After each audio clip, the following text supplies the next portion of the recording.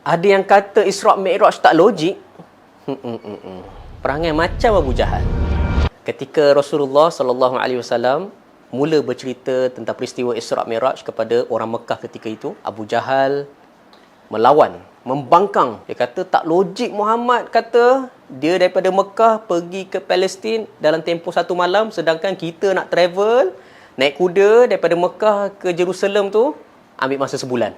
Come on, Abu Jahal.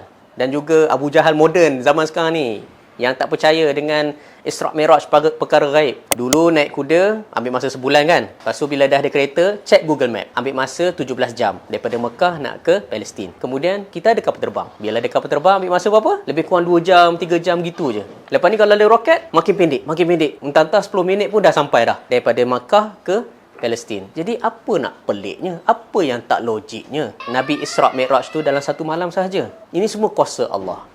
Dalam teknologi kita pun dah boleh diterangkan logiknya kat situ. Dah ada dah.